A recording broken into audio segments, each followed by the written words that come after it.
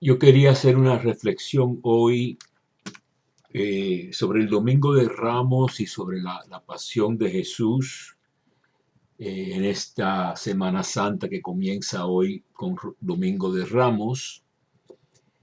Va a ser una mezcla quizá de estudios bíblicos o teología bíblica con cuestiones históricas y quería comenzar con el hecho de que los cuatro evangelios nos hablan de, perdón, Jesús entrando a Jerusalén en un burrito.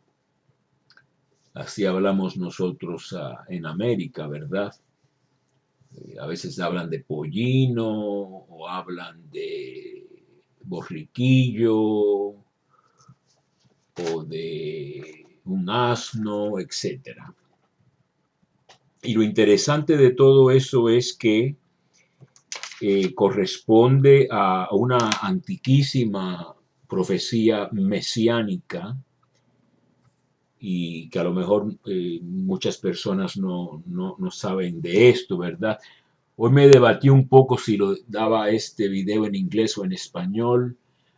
Tengo poquísima idea de quiénes ven estas cosas. Sé que tengo 43 suscriptores, algunos son sacerdotes de habla inglesa, pero me imagino yo que en español lo que voy a decir para los hispanoparlantes es quizá un poco más novedoso, pero en verdad no estoy seguro. Y también inmediatamente quiero decir algo sobre lo que yo creo que causó la muerte o el arresto y la muerte de Jesús. Yo creo que fue la entrada mesiánica a Jerusalén en ese burro, vamos a decir, o asno, eh, con una aclamación grande como Mesías, la muchedumbre mostrando mucho entusiasmo por este famoso profeta de Galilea, etcétera, donde unos años después surgiría un revolucionario, Judas el Galileo, ¿verdad? Que se menciona en Hechos de los Apóstoles, eh, cuando debaten qué hacer con los apóstoles que están predicando en nombre de Jesús. Eh, lo que hizo Jesús en el templo, estoy dando un poquito brincando, pero después seguiremos un hilo. Lo que hizo Jesús en el templo, que la mayoría de la gente, incluso en la iglesia, hablan de la limpieza del templo o echar a los mercaderes del templo, es precisamente mi tesis doctoral que hice en Roma sobre el Evangelio de Marcos, que según la mayoría de los estudiosos es el Evangelio más antiguo de los cuatro que tenemos en el Nuevo Testamento. Y claramente lo que hace Jesús en Marcos es algo extremadamente exagerado y extremadamente teológico. En Marcos, Jesús entra a Jerusalén, entra al templo, ve lo que ocurre en el templo. Al día siguiente ve la higuera buscando fruto, aunque no es la temporada de los frutos. Maldice a la higuera. No se sabe en ese momento que está maldiciendo a la higuera, pero dice que nadie más jamás coma fruto de ti. Y después es que entra al templo, por segunda vez, digamos, en este evangelio, y comienza, que es una palabra que le gusta mucho a Marcos, comienzo del evangelio de Jesucristo, desde la primera palabra del evangelio, a echar fuera o es la palabra de exorcizar, ¿no? Expulsar, echar fuera a los que vendían y a los que compraban, que viene siendo lo que llaman los estudiosos bíblicos endiadis, señalar una totalidad o señalar todo a través de dos cosas, vendedor, comprador, son todas las personas que estaban en el templo. Si fuéramos a escuchar a creer a Josefo, que exagera mucho, son millones de personas, ¿no? Pero es la Pascua y está lleno de gente, ¿no? Y después vuelca las mesas, usando una palabra que en griego es la palabra de donde viene catástrofe. Es una palabra bien fuerte que se usa en el Antiguo Testamento para Sodoma y Gomorra. Es una destrucción cósmica, casi se puede decir. Y único en Marcos, no permitía que nadie transportara un vaso o vaso alguno. Muchas traducciones dicen que no permitía que transportaran nada, etc. No es eso. Vaso, la Vulgata lo tiene correcto, vas. Y es un término más que nada asociado con el rito en el templo, de llevar sangre, etcétera, en vasos. Yo estaba leyendo hoy Éxodo y mencionan los vasos o recipientes de sangre. Entonces, dice que mi casa será llamada casa de oración para todas las gentes. Eso viene de Isaías 53. Pero ustedes la han convertido en cueva de revolucionarios o asaltantes, lestai en plural, son gente violenta, no nada más que cobran mucho por los sacrificios, etc. Y entonces Jesús lo que hace es paralizar la actividad del templo. Echa a todo el mundo fuera, catastrofea las mesas e interrumpe y no permite que nadie transporte los utensilios necesarios para llevar el culto del templo. Está paralizando las actividades del templo y yo lo he llamado darle un infarto al templo, prevenir el flujo de sangre, vamos a decir, por el templo, como un ataque al corazón. Y después viene la segunda parte de la higuera. Ahora sí, Pedro dice, la higuera que tú maldijiste se ha secado desde la raíz para arriba, etcétera. Y Jesús habla de tener fe en Dios. Si tienen fe, pueden hacer grandes cosas. Cuando oren, crean que lo van a recibir, perdonen y se les perdonará sus culpas, etcétera. Y es como si estuviera diciendo cuál es el nuevo culto de la iglesia, de los cristianos, que es basado en fe y oración y perdón, y no de sacrificios de animales, que era lo esencial.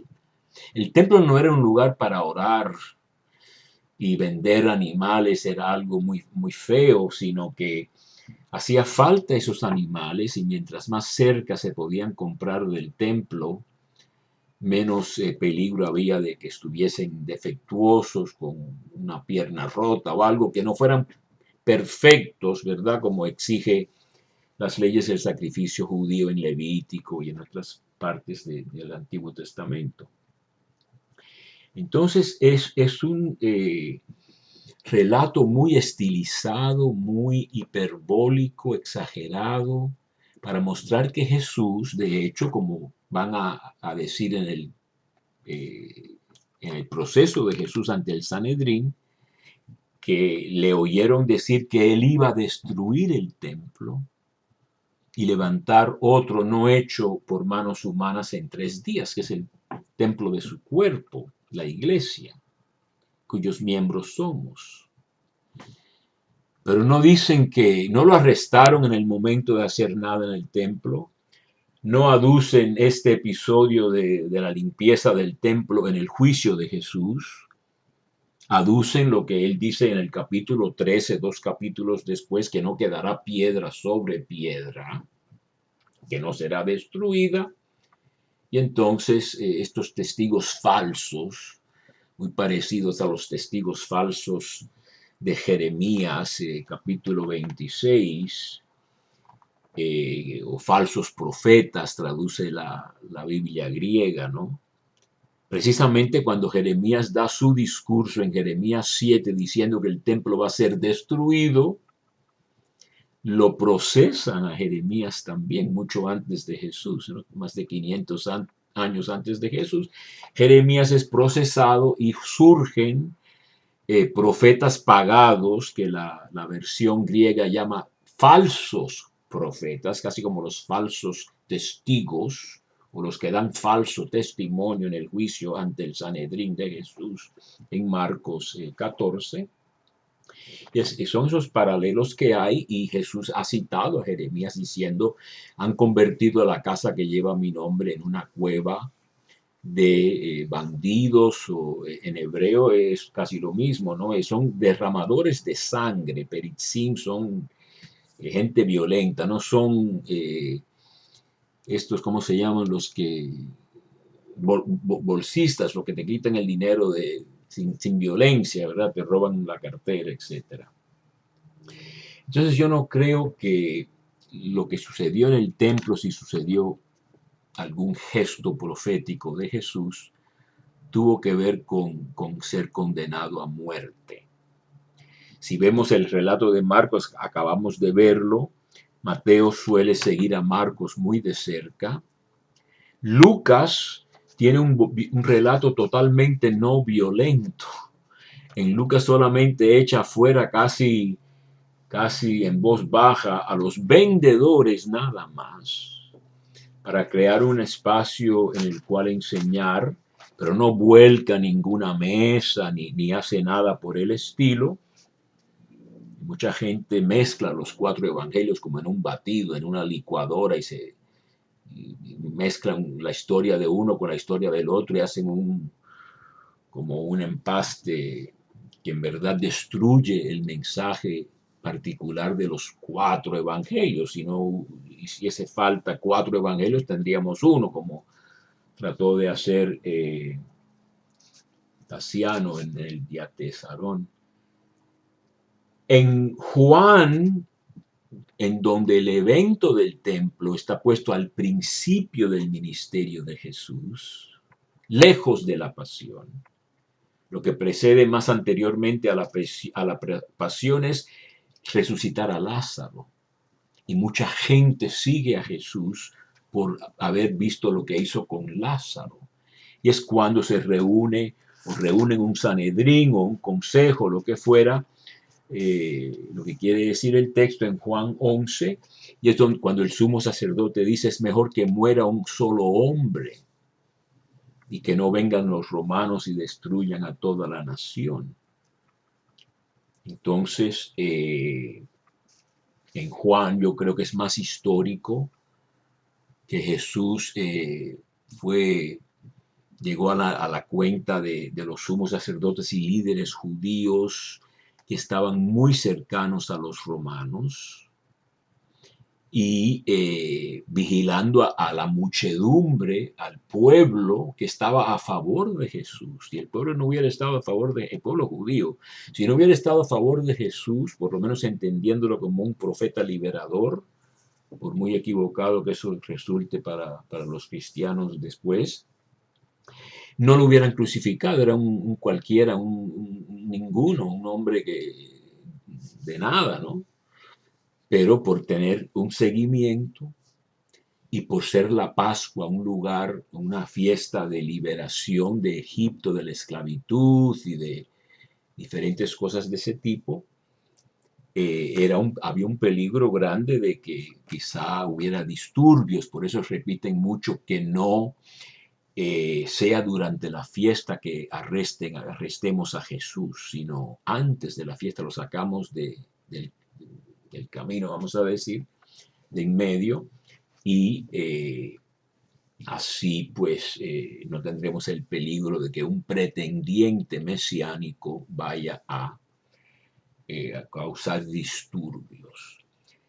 Entonces, de nuevo, si vemos el Evangelio de Juan, eh, vemos que él también menciona este asno o borriquillo. Eso vamos a hablarlo ahora con más detalle, por eso tengo a esta foto de un asno que tomé. Es un asno de pura, no es un mezclado de mula con lo que sea, ¿no? Yo no conozco mucho de los animales, pero esto es un asno no infértil, es fértil.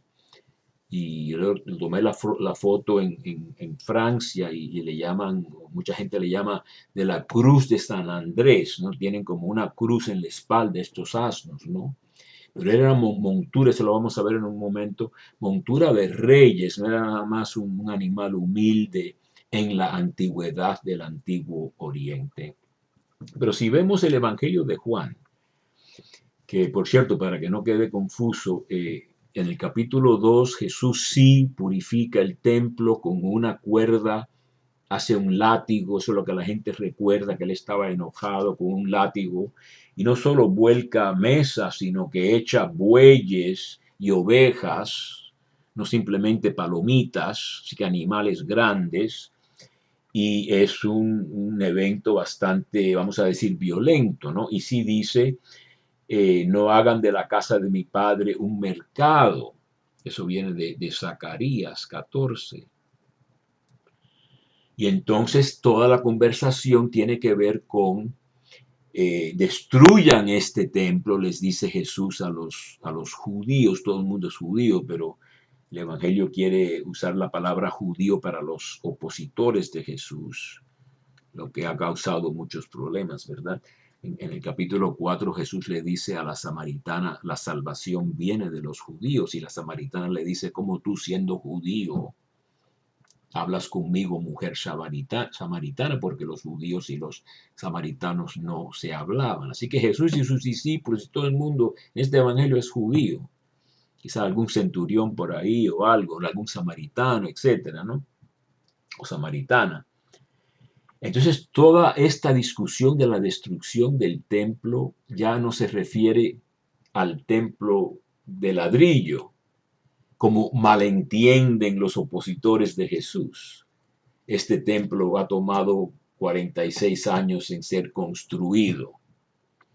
Herodes el Grande había comenzado 20 años antes de Cristo a rehacer totalmente a escala grandiosa el templo, el segundo templo de Jerusalén, destruido por los babilonios.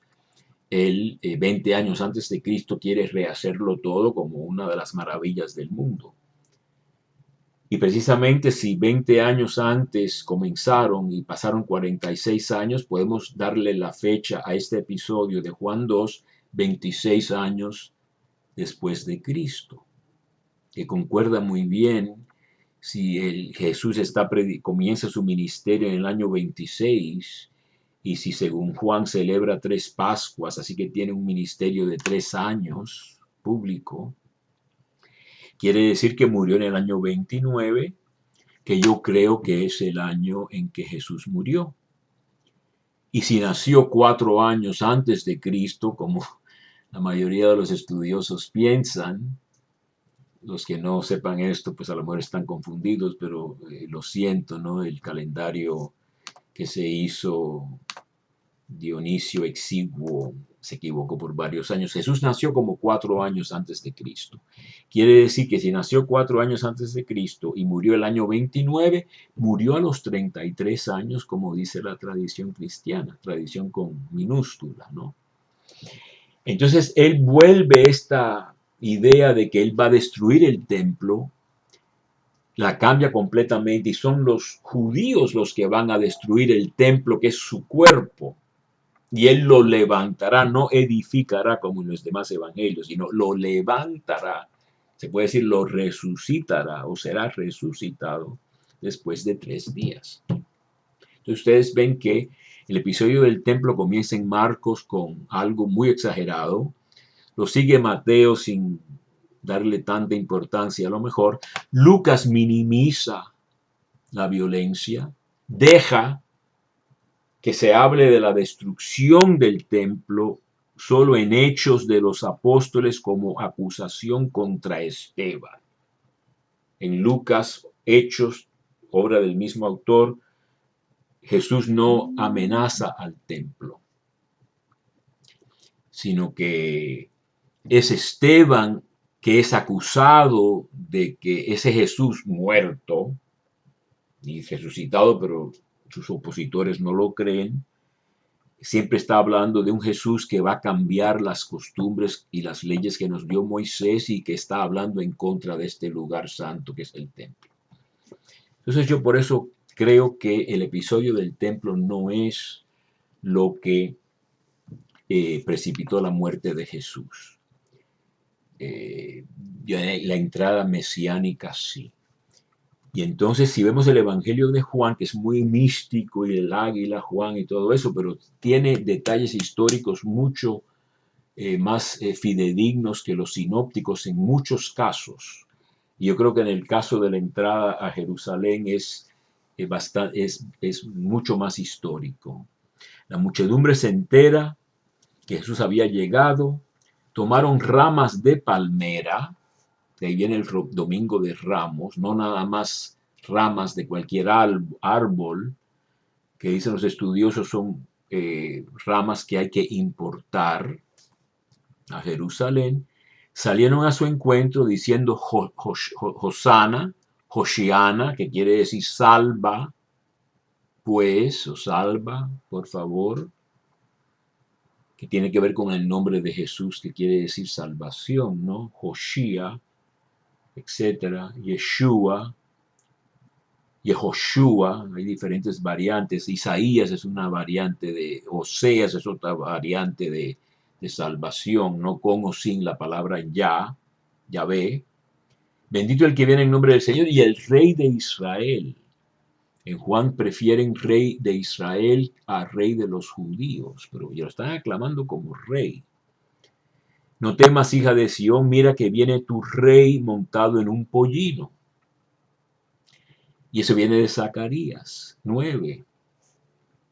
Así que la profecía más inmediata de la entrada de Jesús en un burrito o el burrito hijo de una asna o lo que fuera, como se pueden llamar estos animales, eso viene de Zacarías y vamos a ver entonces Zacarías y después hablamos del burrito. Entonces, si vemos Zacarías 9, casi de lo último del Antiguo Testamento para los cristianos, viene Malaquías y se termina el Antiguo Testamento, pero también en la Biblia judía, Zacarías es el penúltimo de los profetas, antes de Malaquías, ¿no? Los profetas posteriores que llaman, ¿no? Isaías, Jeremías, Ezequiel, no Daniel en la Biblia judía. Y después, pues, los 12 profetas que llamamos menores nosotros. Pero si vemos Zacarías 9, dice, exulta sin freno, hija de Sión, grita de alegría, hija de Jerusalén. Aquí viene tu rey, justo él y victorioso. Es una traducción un poco difícil, ¿no? Humilde y montado en un asno, en un pollino cría de asna. Él suprimirá los cuernos, los carros de Efraín y los caballos de Jerusalén. Será suprimido el arco de combate. Él proclamará la paz a las naciones. Su dominio será de mar a mar y desde el río hasta los confines de la tierra.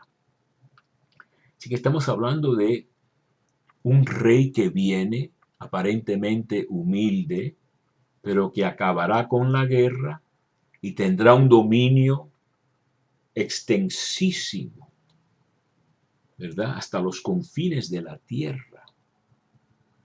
Si Jesús, como dicen los 4 evangelios, entró a Jerusalén en un burrito, vamos a llamarlo así, ¿verdad? En un burro, en un asno, pues claramente, y con una aclamación de la muchedumbre, ¿verdad? Claramente es una manifestación mesiánica seria que llamaría la atención a cualquier poderoso judío o romano que no quería un cambio revolucionario, que viniera el Mesías a quitar la corrupción y el dominio romano. La Tierra Santa no tenía que estar dominada por unos paganos romanos. Eso es lo que haría el Mesías como mínimo. Liberar a Israel del yugo de la servidumbre a los romanos. Ese era un pueblo colonizado, sujeto. Eso te lleva a la crucifixión. Y entonces ahí tenemos pues esta profecía de Zacarías. Y entonces tenemos unos profetas prediciendo, vamos a decir, lo que va a ser Jesús, lo cumple Jesús. Pero ¿de dónde vienen los profetas? Pues viene esta profecía de Génesis 49, muy interesante, que es el testamento, digamos, o las bendiciones de Jacob, que es el padre de Israel, o el nieto de Abraham, el hijo de Isaac, y el padre de las 12 tribus. Jacob le cambian el nombre en Israel cuando lucha con el ángel en Génesis 32. O sea, él bendice a cada uno de sus hijos. Comenzando con el mayor Rubén. Pero cuando llega a Judá, que es la tribu de donde viene el Mesías, la tribu de David, dice, a ti Judá te alabarán tus hermanos. Así que tendrá un cierto dominio sobre los hermanos. A tu mano en la cerviz de tus enemigos. Inclínense a ti los hijos de tu padre. Así que es la tribu dominante porque el rey de Israel viene de la tribu de Judá, de las 12 tribus. Cachorro de león es Judá, de la presa, hijo mío, has vuelto. Se recuesta, se echa cual león, o cual leona, ¿quién le hará alzar? Así que el león es el rey de la jungla, como se dice, ¿no? En el libro del Apocalipsis se habla de Jesús como el león de Judá. En el libro del Apocalipsis se habla de Jesús como el león de Judá, en el capítulo 5, el león de la tribu de Judá, etc. No se irá de Judá el báculo, el bastón de mando, a punto, de entre tus piernas, tiene que ver con la descendencia mesiánica real de Judá, hasta tanto que le traigan el tributo. Es un texto muy difícil de traducir, habla de Shiloh, etc. Y a quien le rindan homenaje las naciones. Así que hasta las naciones van a rendirle homenaje a este rey. El que ata a la vid su borriquillo y a la cepa el pollino de su asna. Aquí tenemos poesía hebrea. Tenemos lo que se llama un paralelismo, repetir algo, pero no es repetirlo nada más, sino cuando se repite se alza, se exagera más o se enaltece lo que se está repitiendo. Así que él ata a la vid su borriquillo, pero no es a cualquiera vid, es a una cepa de un valor muy alto de uva. Y no es cualquier borriquillo, es un pollino de asna, quiere decir que es un burro no híbrido, no infértil, sino de pura cepa, vamos a decir. Y hay tanta abundancia de uvas que no importa atar al burro a la vid, se coma las uvas porque hay tantas uvas que puedes lavar tu ropa en vino. Una locura. Y yo cuando me cae una gota de vino en una guayabera blanca, me molesto muchísimo. Pero aquí se lava la ropa en vino, no es como en el Apocalipsis. Lavan y blanquean sus vestiduras en la sangre del Cordero. Entonces ahora y hay mucha leche, así que los dientes están blancos de leche y todo ese tipo de cosas. Yo quería leer, eh, eh, leyéndolo traducido del inglés, esta reflexión. Jesús entra a Jerusalén desde el Monte de los Olivos, que es lo que yo llamo el desatar los acontecimientos escatológicos o finales. ¿Por qué desatar? Porque desata al burrito. El Monte de los Olivos mismo es el escenario de la batalla escatológica final en Zacarías 14, que ya mencionamos porque es en Zacarías 14 que se dice: no hagan de la casa de mi padre un mercado. Lo vimos en el capítulo 2 de Juan. El Señor pone sus pies en el Monte de los Olivos para esta batalla final. No vamos a entrar en tantos detalles para que no sea muy largo esto y sea confuso. Mi profesor, José Blenkinsop, uno de los grandes estudiosos del Antiguo Testamento, que yo lo tuve en Roma, él enseñaba en Notre Dame University, murió hace unos años. Hace muchos años, cuando era salesiano, se salió, escribió un artículo llamado El oráculo de Judá y la entrada mesiánica, y hace notar cuánto espacio del punto de vista redaccional o de la escritura del texto le dedica Marcos a esto de que encontrará un pollino atado y desátenlo, y si alguien pregunta por qué lo desataron, o sea, una serie de repeticiones del atar y desatar. Y esto es precisamente para conectarlo con Génesis 49. Judá ata su asno a la vid. Y entonces dice que eso es para enfatizar esto.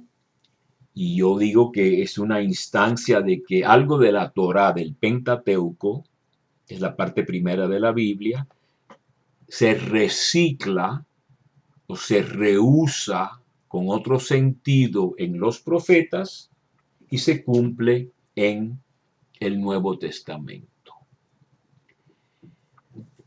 Ya hablamos de que Judá es león, que siempre tendrá el cetro, y hasta que venga el enigmático Shiloh, que tanto judío como cristiano entendían ser el rey ideal a quien le pagarán tributo las naciones. Ya hablamos de las uvas tan abundantes, etc. Y ahora sí quiero hablar otra vez de que el burro no es cualquier burro, sino un asno de pura cepa, de pura cepa. Hay un estudioso que ha escrito mucho sobre esto. No es cualquier, por eso la duplicación, decir que es un borrico, el hijo de una asna, es decir que es un burro completo de pura cepa y no un híbrido, una mezcla que resulta después estéril, ¿no? Este animal era la montura de los dioses en el mundo ugarítico, que es el mundo que precedió a Israel en la Tierra Santa. Así que no es nada más un símbolo de humildad. David montaba una mula, sino que es un símbolo de montura divina. Y entonces, al Jesús hacer esto, y a los evangelios fielmente duplicar lo que dice Zacarías yo le llamo el doble burro, ¿no? Borrico y después hijo de asna, lo que fuera, que se remonta a Génesis 49, otra profecía muy grande del rey que dominará.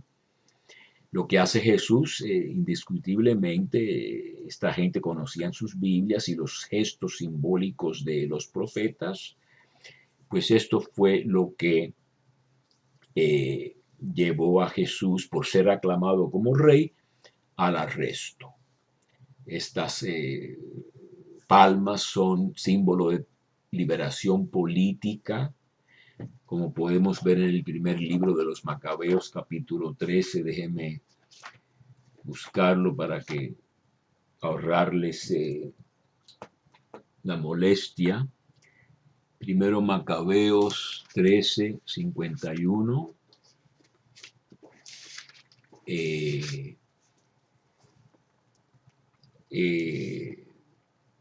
Entraron el día 23, cuando liberan a la ciudad de la opresión de los sirios, del segundo mes del año 161, con aclamaciones y ramos de palma. Así que los ramos de palma ya en la época de los Macabeos, unos 160 y tantos años antes de Cristo, eran símbolo de liberación. La palma del martirio también es símbolo de haber triunfado, ¿verdad? Haber ganado. Entonces, esto es lo que hizo Jesús al entrar, y lo cual llamó la atención a los romanos, que por cierto, otra vez el único evangelio que menciona la presencia de romanos en el arresto de Jesús, no nada más de judíos, es Juan, en el capítulo 18. Quizá con un poco de exageración, porque habla de una cohorte que son cientos de soldados, mínimo 400, a veces puede variar, pero son muchos soldados, arrestar a Jesús, que cuando dice yo soy, se caen a la tierra. Así que hay que leer estos relatos no como históricamente, como la historia de hoy día, sino que son mezclas de teología con hechos reales de la historia para transmitir un mensaje de fe, del poder majestuoso de Jesús. En Juan, Jesús no dice, sálvame de esta hora, etcétera. Dice, ¿qué voy a decir? Sálvame de esta hora. No, si para esta hora he venido, lo dice en los discursos finales en la última cena en Juan. No hay Getsemaní, angustia, agonía en Juan. Pero si es verdad que los romanos ya estaban metidos en el arresto de Jesús, pues eso ya confirma que Jesús llamó la atención por su entrada a Jerusalén de este modo. Y sin alargarme más, con esto doy por terminada mi pequeña presentación para prepararnos un poquito para la Semana Santa. Si Dios me concede, quizá haré otra sobre algunas de las lecturas en Hebreos, si es que las hay, que yo creo que sí las hay esta semana. Yo recuerdo que en República Dominicana, cuando era carmelita descalzo en el año 93, que hice la Pascua, me tocó hablar alguna cosa sobre Hebreos, y eso, si Dios quiere, tendrá lugar, pero por ahora doy por terminada esta plática.